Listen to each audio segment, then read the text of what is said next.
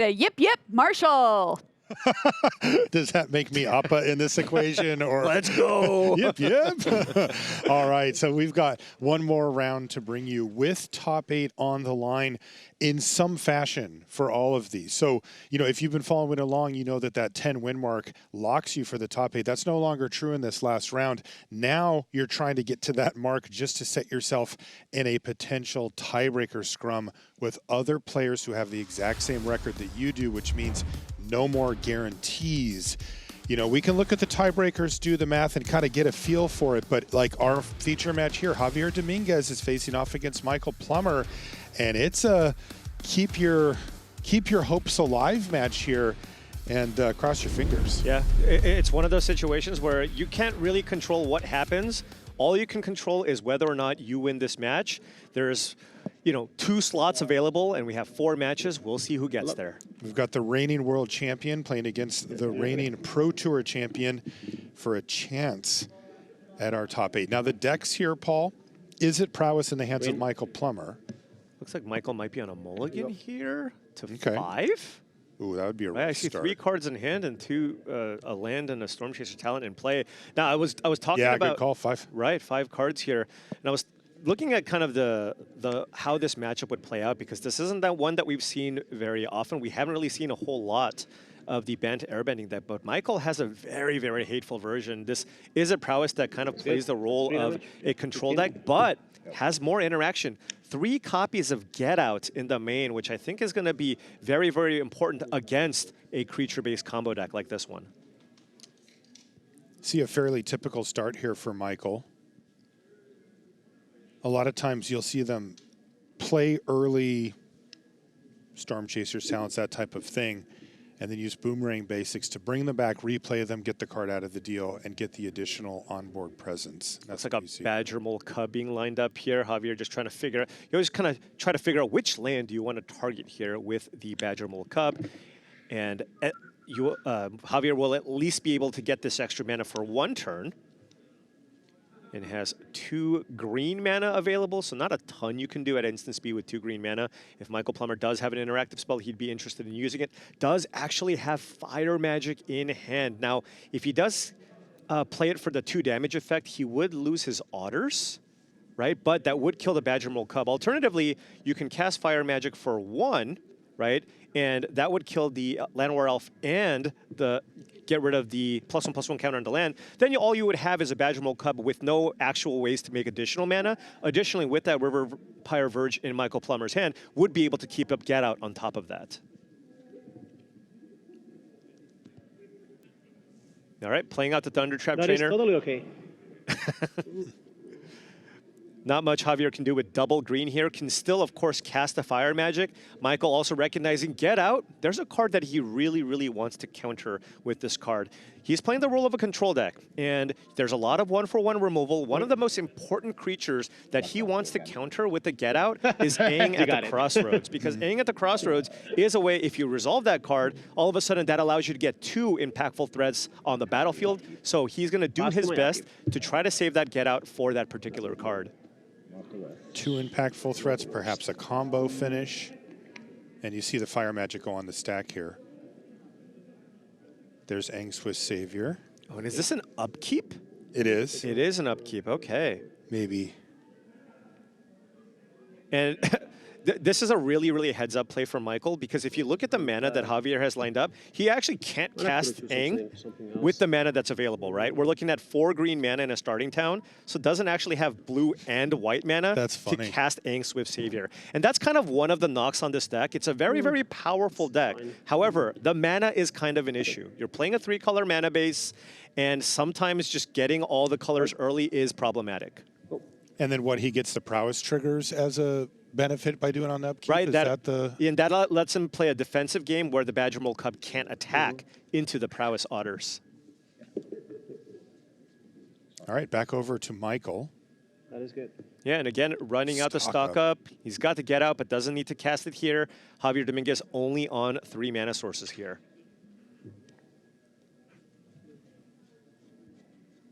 So Michael doing a very, very good job after the double mulligan here.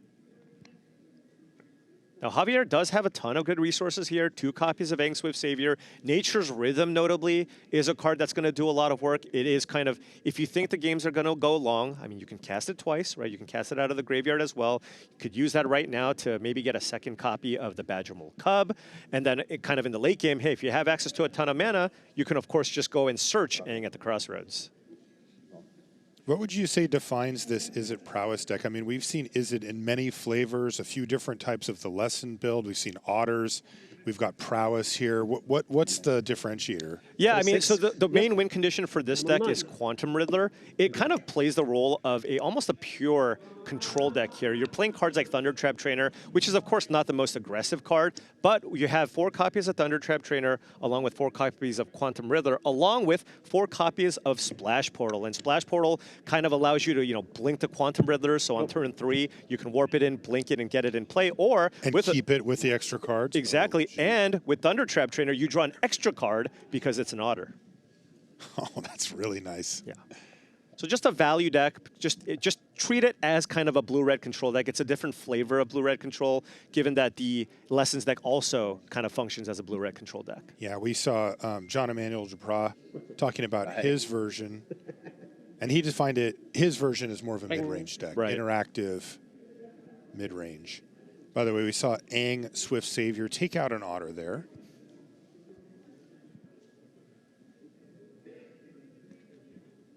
Playing out another Storm Chaser's talent here. Whoa. Whoa. One step at a time, says Javi. Yeah, Javier already down to 9 here. He's taking some damage off of those multiversal passages. Javier can... 9? Yeah, 3 cards. 4 cards. They're all great. That's a great answer from Michael. And Michael does have a Torch to Tower here, so if Javier lines up a double block, it will not end well for him. You can use a Torch to Tower to get the Badger Mole Cub off the battlefield and still have the prowess to attack through the Aang. Now, there's no blocks here, but maybe he wants to use Torch to Tower anyway for extra damage. Yeah, absolutely. You could kill the Aang, you could sacrifice a token or the Storm Chaser's talent, or you can just fire it off on the Badger Mole Cub. Now remember, Get Out is highly, highly flexible card. You can use it here to counter a big threat that Javier might play, but you can also use it to just pick up Thundertrap Trainer and the Storm Chaser's talent for added value. So 2 great targets already in play here. 6. Yeah, it looks like Michael decided, no, just Me? take the 3. Another issue that you'll notice in the Bant Airbending deck is it's got a lot of legends. Look at that. 2 extra copies of Aang Swift Savior in Javier Dominguez's hand. There's also 4 copies of Doc Hourlock, along with 4 copies of Appa. So, and not a whole lot of ways to kind of filter through all of those cards. So you can get some pretty awkward draws. Pass. Land go here from Dominguez. Yeah, so the cards that Michael does need to be mindful of here is potentially a second copy of Aang Swift Savior, and of course, Appa. I believe he's got the mana to cast it here with 4 mana.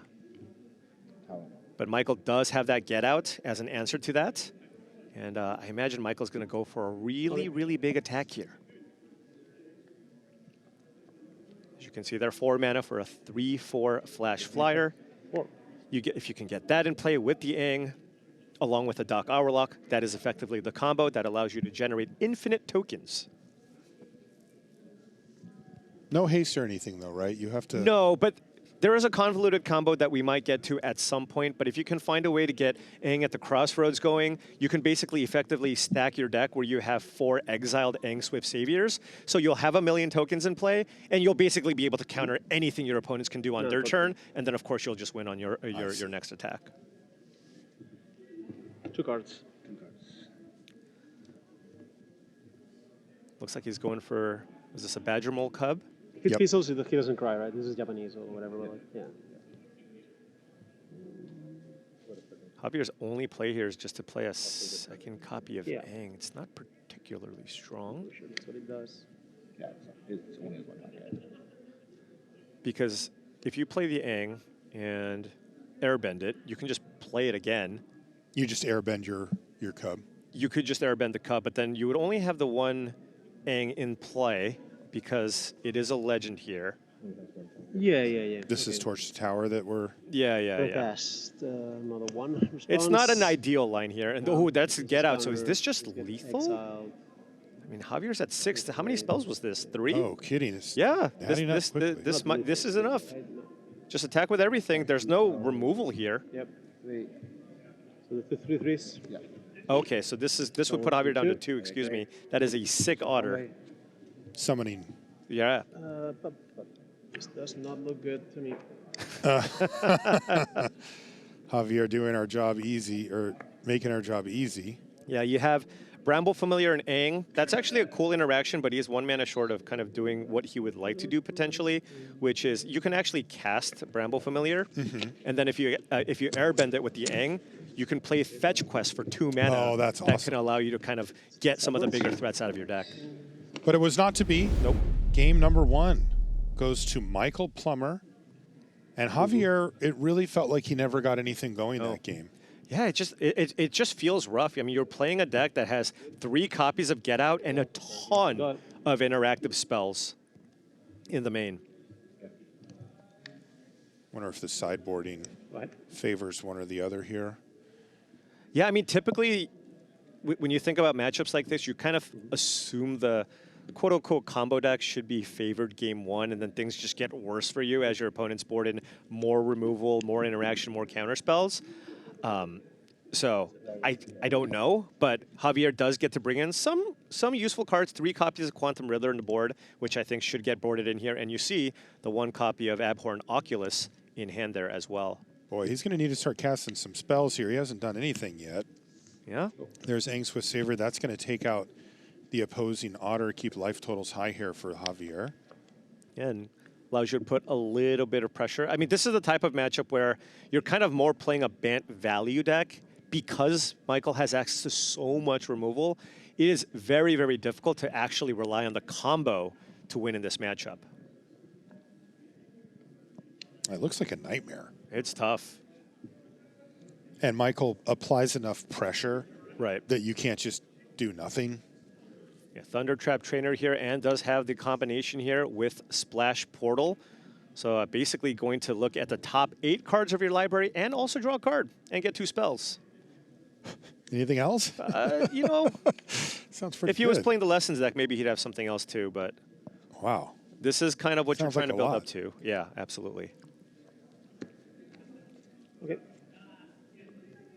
So he ends up choosing Torch. And Torch currently doesn't kill anything, so we're just going to be using... Oh, can also just play the Storm Chaser's talent just to have more pressure because you can utilize that Splash Portal on a future turn. Get your value when it's good. And we are not close to casting that Oculus here. But Not of course, it's an... Zero graveyard? It is an incredible hit, though, off of Aang at the Crossroads. Oh, yeah, that's really nice. But in hand, not quite as good. Yeah. Also, searching it out with Nature's Rhythm on 3 is super strong as well.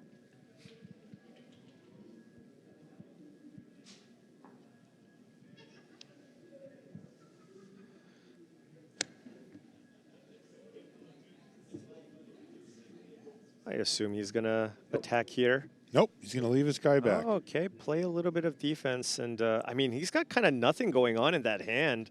I mean, there's, what, 3 lands, an Oculus, and a Bramble Familiar? Hasn't even run out the Bramble Familiar. Maybe trying to find a way to get Fetch Quest going. And here we see Boomerang Basics Yeah. once again. Yeah, I mean, this just seems like you're in a pretty tough spot here. He just has nothing to play. Yeah, I mean, this whole sequence so far has been Javier land go. Yeah. So that's 2 spells now.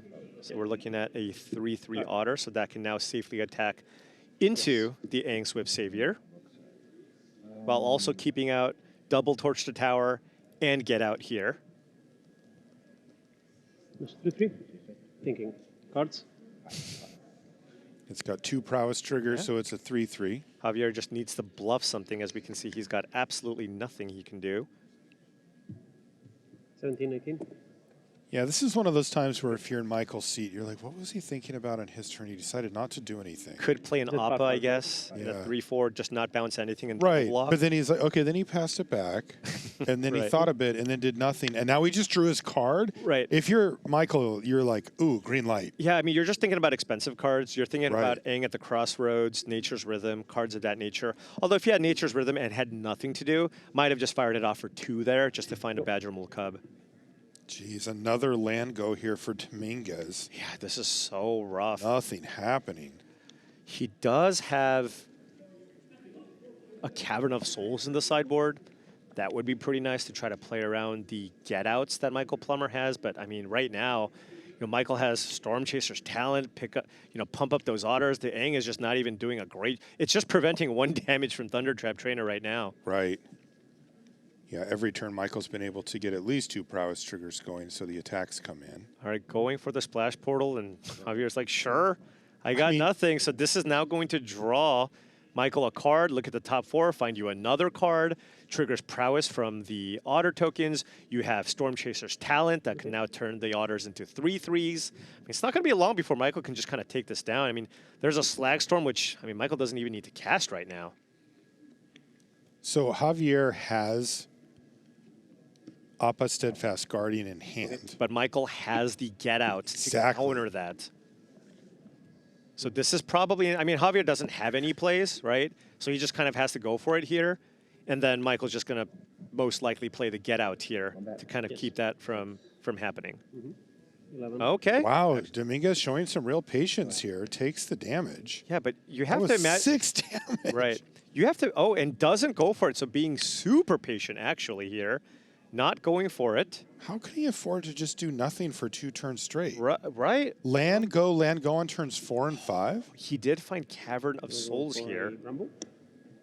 Oh, that's interesting. That is interesting. Now, Michael does have 2 Torch to Tower, so it's not that big of a deal here. Ally. Named ally. Yeah. Appa and Aang, both allies. And with double Torch to Tower, even if Javier has an Appa, you can kill it. Also, you can just wait until it's your turn, because that just triggers all the prowess off of your otters, which can potentially present a near lethal attack next turn. Dominguez is down to 11 and down a game.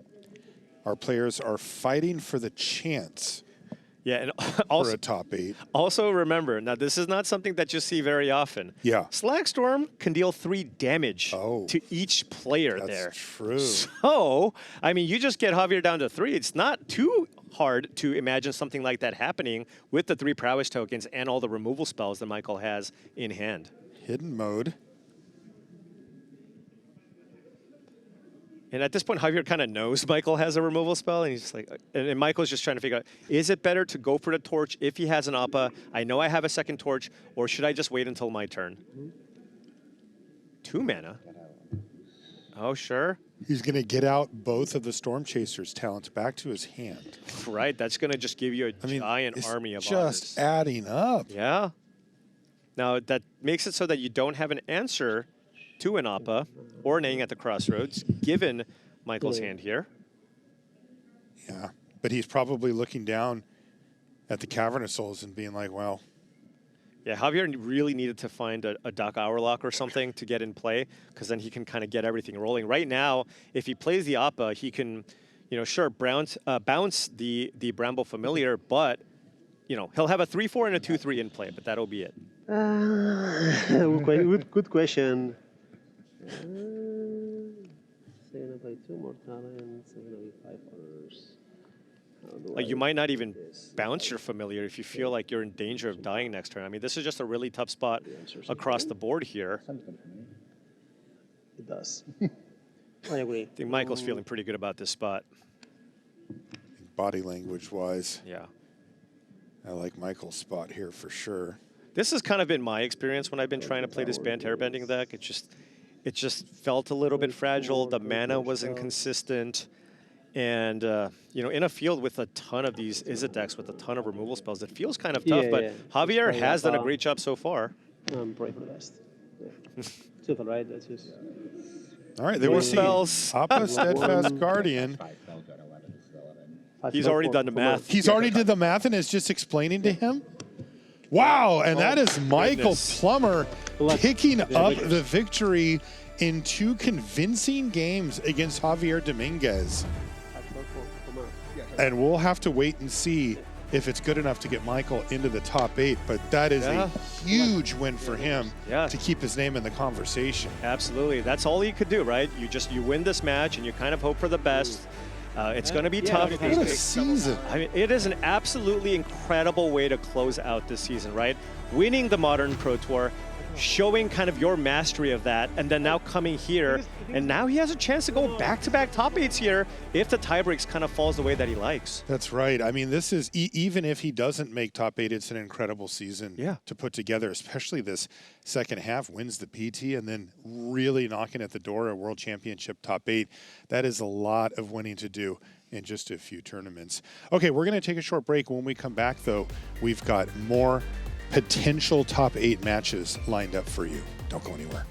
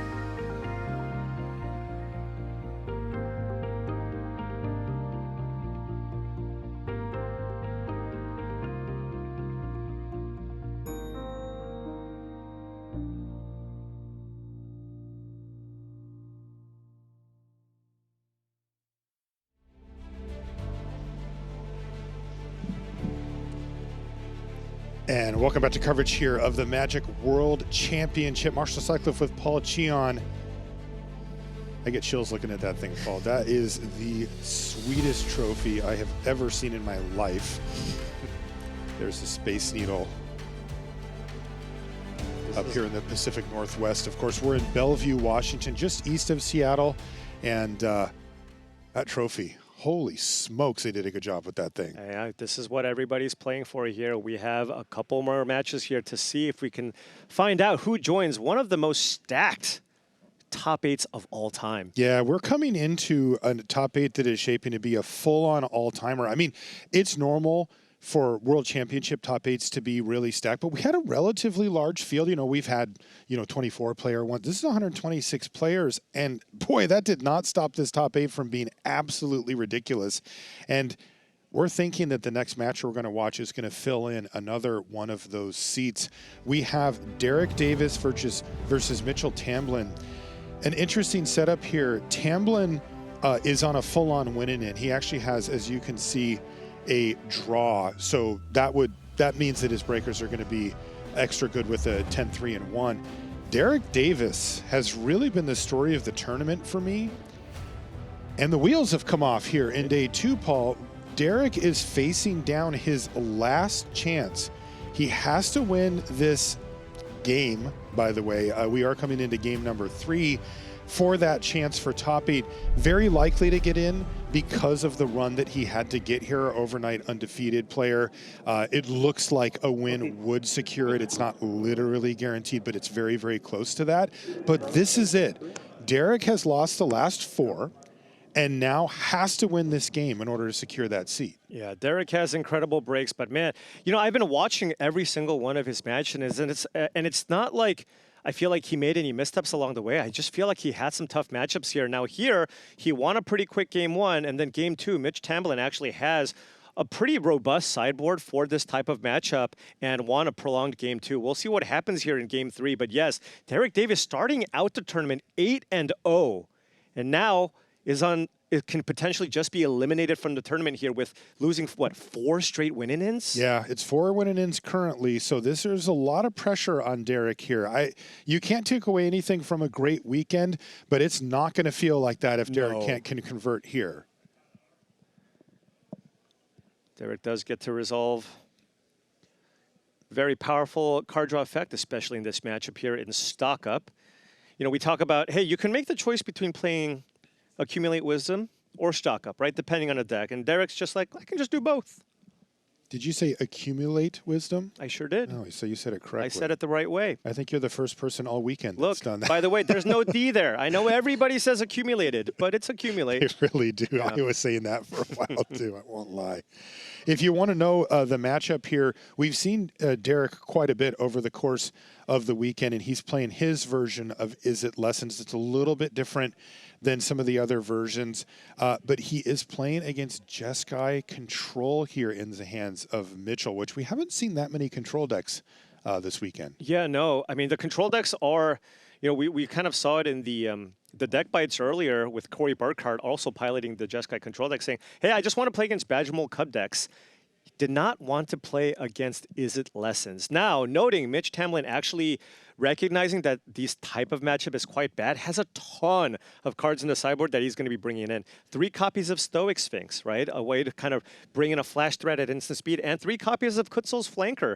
I mean, that's still a 3-mana 3/1, and when you play, you can exile your opponent's graveyard. So not only do you play a threat, but you can also try to slow your opponents down from getting 3 lessons into their graveyard. Yeah, I think I saw some Bezas in the board, maybe, or in his hand, like just keeping every creature. Right. Because he's going to just board out all the sweepers that he had in his main. Looks like a negate here. From Davis on the Seam Rip, I believe. Yeah, it looks like a seam rip there. And You Derrick, see Rediscover the Way there for Tamblyn fueling the hand as well. yeah, great combination with Shiko. It allows you to play 3-mana spells out of the graveyard, or non-creature spells, and of course, Rediscover the Way counts as that, as it is an enchantment here. Now, Derrick Davis does have Accumulate Wisdom in hand with 4 lessons in the graveyard. And Mitch actually decides to fight that with a 3 steps ahead, but now the coast is clear here to resolve Accumulate Wisdom. And with Grand look Grand. at So now this. you get the discount, and Derrick can potentially go off this turn and draw a ton of cards. But his deck isn't set up to win via just this. No. It's Like not. there's no monument. Right. But you can still draw a ton of cards and make sure you have a handful of counter spells and put a couple of threats in play. We saw that actually be successful in one of the games that he had against the Is It Lessons deck, where he was able to come out on top on game 2. Yeah, it looks like he's sitting on a pair of It'll Quench Ya. Is that what you see, Paul? Yeah, pair of It'll Quench Ya and a Spider Sense in hand. So the shields are up for Derrick Davis, but what is it that he's protecting? I guess Grand in this case. So it looks like he's trying to counter the enter the battlefield trigger, because Spider Sense does allow you to counter triggered abilities, instant spell sorcery, or triggered ability. That would leave the seam rip just on the battlefield as a Because Mitch nothing. Tamblyn really wants to get that Grand off the battlefield here. And that is kind of the issue sometimes with that Jeskai control deck. You have a lot of powerful spells, lots of removal, but your spells tend to be a little more expensive, and we've seen just how streamlined this Is It Lessons that can be with the cost reduction effects, and basically everything costing 2 mana or less. Will we see a loot here from the Grand. Oh, Boomerang, and there you go. The one copy of Roiling Dragonstorm, actually 2 copies out of the side, a second copy in the sideboard. Really, really important in matchups like this. I didn't realize Boomerang Basics was a dragon. That's interesting. yeah, that's basically what it does there. Yeah, you get a card off of it, of course, as well. And look at this. And this is stock up. I mean, who's the control deck? Derrick No Davis just kidding. had us accumulate wisdom and 2 stock ups already.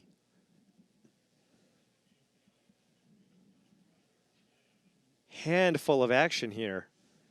Couple of counter spells still. Roiling Dragonstorm still in hand. Gets a loot here off the Grand. Wow, and you know it's not a good sign when your opponent discards Roiling Dragonstorm with a grip full of cards.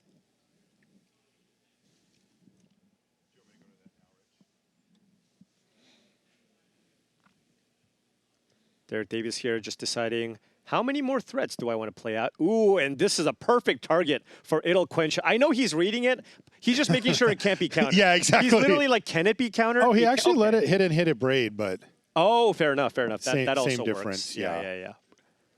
Because it is vulnerable to turn you cast it. Right. And this does allow him to keep up, I guess, 2 copies of It'll Quench Ya. Yeah, and Mitch actually taking some damage. You're probably going to try to resolve at least a 4-mana spell. Oh, just passing here. Yeah, look at this. I mean, Derrick just continuing to churn through his deck here.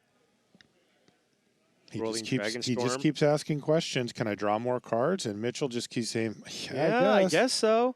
He does have a Tishana's Tidebinder. You can counter the ability here. I guess that's what he's going for. That's what he's done here. Yeah, that's exactly right. That's funny. And it also prevents the attack from the Grand, right? So you get to counter the ability, but of course, because the Roiling Dragonstorm is not a creature or planeswalker, well, it doesn't really matter because you can just pick it up, but you can't blink the text on the card, of course. All right. Oh, it does have Combustion Technique here as well. And this just feels like one of those situations where, sure, Mitch has a lot of things to do, but Derrick is just ahead on so many resources here because he resolved the Wisdom, Dragonstorm, bounce it with Boomerang Basics, etc. And look at this. I just want to know how this ends for Derrick Davis from a... Like, how does he get from 12 to 0 on Tamblyn? It's not attacking with Grand. No, well, he found a Storm Chaser's talent now. That's the way to get it done, right? Thank you. That's what I've been looking for. Yeah, it has a Quench, has an Abandoned Attachments, can get back Accumulate Wisdom as well, but we've also seen Derrick get very aggressive at getting back Negates out of the graveyard. So, might be interested in just getting Spider Sense from the graveyard as well. This is a board worth protecting. I know it looks small, just the Grand and the Otter, but we've all seen how big that Otter can get, and in just a couple of attack steps, Derrick Davis could pick up the victory if Mitchell cannot stabilize this board. This will get quenched. Oh, Shiko gets countered. Meticulous Archive is the land here for Mitch Tamblyn. Can't pay for it, but you know what? Mitch Tamblyn recognizes, look, I'm behind here. I cannot afford to play around the quench. I'm just going to run it out and hope you don't have anything. And that did not work out well. And look at this. Is it a... Oh, and it's going to be Accumulate Wisdom. Yeah, draw 3 cards, drew an Essence Scatter and here. And another Accumulate Wisdom. Oh, my goodness. Derrick Davis. You said Essence Scatter was in there? That's an Essence Scatter that allows you to counter Shiko of the way here. And Mitch Tamblyn actually has lots of creatures, flash creatures, that he boards in out of the sideboard here as well. Big attack, loot from the Grand. Things are looking incredible here for Derrick Davis. There's that Beza we saw earlier, too, which I guess Tamblyn could have gone for last turn. Oh, if that was an option, then yes, maybe that would wait for the Shiko. But now with the Essence Scatter. Right, that doesn't... Derrick has so many and there's the Beza, but it's going to get immediately scattered. Stock and it's stock up, but that means the shields are down here for Tamblyn. Yeah, if Derrick Davis can fire off 6 spells this turn, he doesn't even need it. All he needs to do is draw a bunch of cards and just make sure that he has some counter magic for whatever Mitchell can follow up next turn. And right when you say that, stock up off the top. Wow, actually, Abandoned Attachments, this could be a lot of spells. Yeah, it's going to be tough to get exactly the amount that he needs, but I guess it would have to be 1-1-1-1. Right. I mean, it's certainly possible, but I mean, Derrick just has everything going here. Oh, and a land drop to give as well, so now a little bit of wiggle room. We're on 2 spells. This is 3 spells. Yeah. So that's 4 damage. Can he play 4 spells this turn? If he plays 4 spells, that's a lethal attack. Okay, so he's not going for it here. Okay, he's going to go to combat, but this is going to be a lot of damage. Oh, he found combustion technique. Does he have enough? Can you combustion Give yourself technique? an 8, right? Can he just fire it off on the new otter? He's doing the math here. 3 spells. It's currently 5. 5 4, damage. Combustion technique 6. 4. Target, Combi- six, But in six, response, quench. 6. Quench. That's enough. And Derrick quenched Davis. it. Derrick Davis finds the victory. Will he find a seat in the top 8? It does seem to be the case, but we're going to have to wait and find out because he is in the tiebreaker scrum now. But he finally got the win. He had 5 what we believe to be win-ins here, and it took the 5th one for Derrick to get over the line. Again, not a guarantee, but it's looking very good for him. Yeah, if there was one match out of the ones that we're going to see that has the highest chance of locking in that 7 seed, it's this match. Derrick Davis, remember, he was our 8-0 player to start out the tournament. He's sitting at almost 3.5% above the next best person in terms of tiebreak. So some insanity would have to happen for him to not make it, but it's certainly possible. Right. But yeah, as you can tell, the way it works with tiebreakers, what Paul's alluding to is the better record you have the earlier in the tournament, it tends to be the better tiebreakers you have later. the actual tiebreaks that determine whether or not you kind of can jump other people is opponent's match win percentage. So the more matches you win early, you keep playing against people who also won a bunch of matches, in which case your tiebreakers, of course, ends up being that much higher. So Derrick Davis, unsurprisingly, best tiebreakers in the room because he started out at 8-0. And you can see the sigh of relief. He feels that he has a really good chance. And of course, also, he just lost 3 straight win-ins. And to be able to win this one, it must be such a huge sigh of relief because, I mean, if you lose 4 straight win-ins, I mean, even if you finish in the top 16, which is, of course, if you zoom out, that's a good finish. That's not how he's going to feel. Yeah, I mean, I could sense that relief coming from him right there where he thought, wow, that almost happened. It did. But now it does look like we very well may get him in the top 8. We've got a little bit more magic to bring you here. Toni Portolan versus Akira Shibata. And this one has major implications. As you can see, these players are both 9-4. The winner will put themselves in that conversation. But beyond that, it has Player of the Year implications. Because if Toni Portolan does not make the top 8, Ken Yukihiro is your Player of the Year. In order to keep the fight alive, Toni has to defeat Akira Shibata here, and then the conversation will continue tomorrow. Right. And this is, I think, a little bit of a tough matchup here for the Otters deck, right? Because you have access, when you're playing the lessons deck, you have access to 4 copies of Combustion Technique, which is such a nice, clean answer to cards like Valley Flood Caller and also Enduring Vitality. Looks like we're going to come in game number 2 here with Akira Shibata.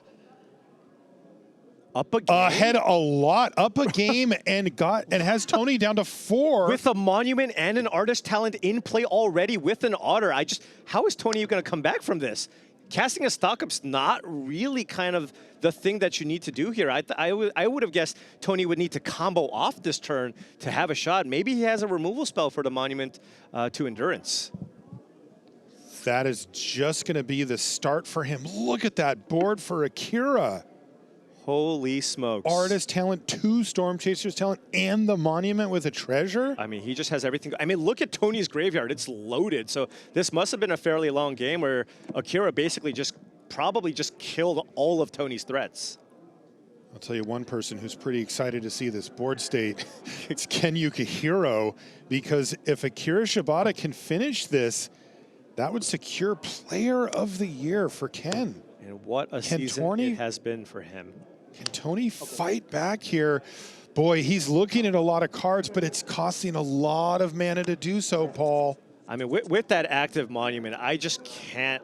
It's so hard for me to envision a way that Toni can kind of win through this. It involves Valley Flood Caller with a Song of Totentans and some spells to just kind of one-shot Akira here.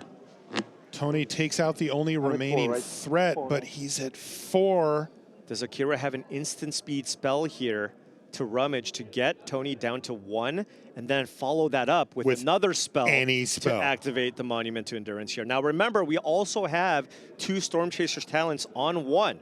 So can utilize that to get a spell. Presumably there are spells in Akira's graveyard based on this point of the game.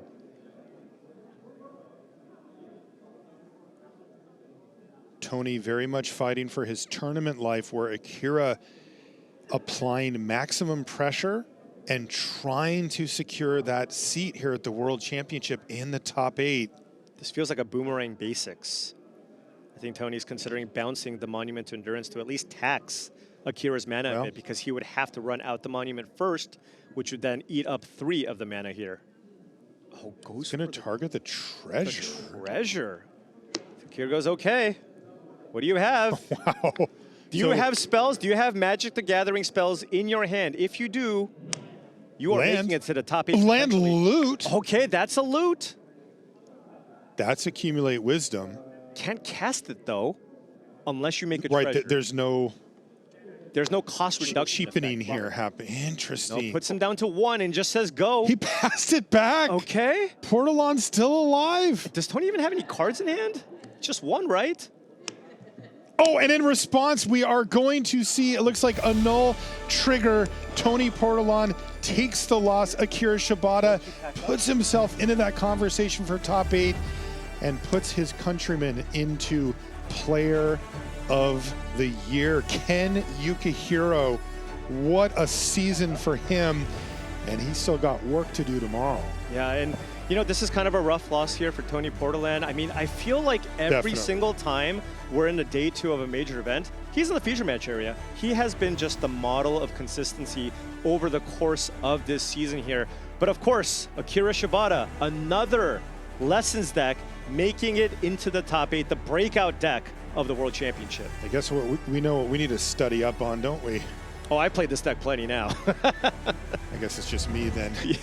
Yeah, so another Lessons potentially into the top 8. Right, a great win there for Akira. I mean, what a run for him too. So incredible stuff as we wrap up the last Swiss rounds here before we do make that big cut to top 8. Any thoughts? I mean, it feels like there were, I think coming into it, I think a lot of people just kind of expected a different metagame based on what we see. Otters making up such a large percentage of the field here, and I don't know that they were necessarily ready for the Izzet Lessons deck. I think they were more expecting, you know, Ouroboros or other flavors of the Izzet deck, and, you know, you see these decks doing pretty well against those variants, but I feel like against the Lessons deck, they had a really, really tough time, and I think if they kind of went back to the drawing board, we might see less Otters decks kind of show up in this event. Yeah, that would have been a different timeline, but we're in this one. All right, that's going to do it for us in the booth here, but we can throw it over to Maria at the news desk with more.